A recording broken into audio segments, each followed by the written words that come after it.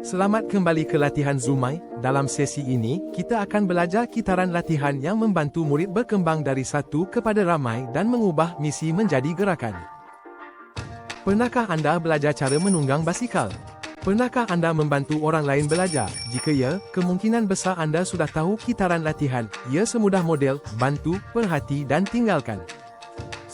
Ingat kembali sebelum anda pernah menunggang basikal, anda mungkin melihat orang lain menunggangnya terlebih dahulu. Itulah pemodelan. Model, bantu, perhati dan tinggalkan. Pemodelan adalah sekadar menunjukkan kepada orang lain contoh bagaimana ia dilakukan. Apabila seorang kanak-kanak pertama kali melihat orang lain menunggang basikal, mereka mendapat idea dengan segera.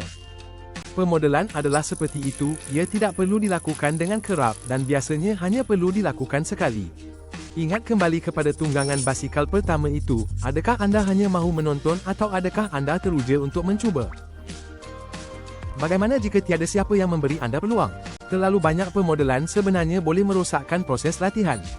Pemodelan adalah tentang menunjukkan sedikit kepada seseorang dan kemudian memberi mereka peluang untuk mencuba. Jadi, apa yang berlaku pada tunggangan basikal pertama itu? Adakah mereka hanya memberikan anda basikal dan pergi begitu sahaja? Mungkin tidak. Apabila kebanyakan orang belajar cara menunggang basikal, seseorang berada di situ untuk beberapa kayuhan pertama, berjalan di sebelah dan memastikan anda berada di landasan yang betul. Itulah bantuan. Model, bantu, perhati dan tinggalkan. Membantu adalah membenarkan pelajar mempraktikkan kemahiran, tetapi memastikan jatuhan tidak terlalu teruk. Membantu mengambil masa lebih lama daripada pemodelan, tetapi tidak terlalu lama. Ia memerlukan sedikit bimbingan, sedikit arahan dan sedikit tunjuk eja, tetapi ia hanya tentang menyampaikan asas-asas. Ia bukan tentang menjadikan seseorang sempurna, ia tentang membuat mereka mengayuh.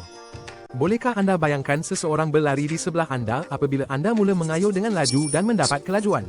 Mereka tidak akan bertahan lama dan anda tidak akan pernah belajar untuk menjaga keseimbangan. Membantu adalah tentang membuat seseorang bergerak dan membenarkan mereka mengemudi sedikit sendiri, dan apabila mereka mula bergerak, mereka sebenarnya menjadi model untuk pelajar seterusnya dalam perjalanan. Walaupun tiada tangan orang lain di atas basikal, itu tidak bermakna anda bersendirian. Biasanya ada seseorang yang memerhati dari jauh, itulah pemerhatian.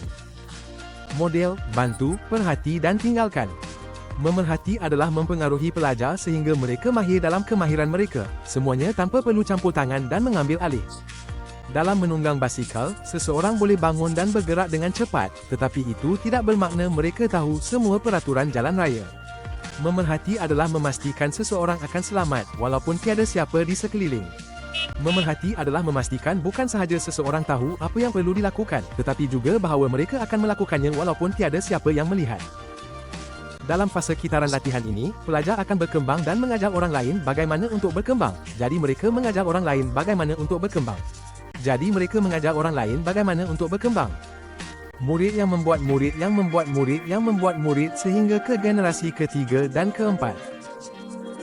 Memerhati adalah memastikan pelajar matang dan bukan sahaja bersedia, tetapi juga mampu membantu orang lain.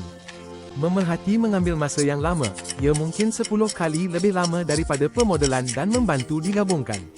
Ia mungkin lebih lama, tetapi penantian itu sentiasa berbaloi. Akhirnya, penunggang hanya menunggang basikal. Itulah maksud meninggalkan. Model, bantu, perhati dan tinggalkan. Meninggalkan adalah seperti graduasi. Seorang pelajar menjadi guru, seorang pekerja menjadi rakan sekerja, seorang murid menjadi kawan.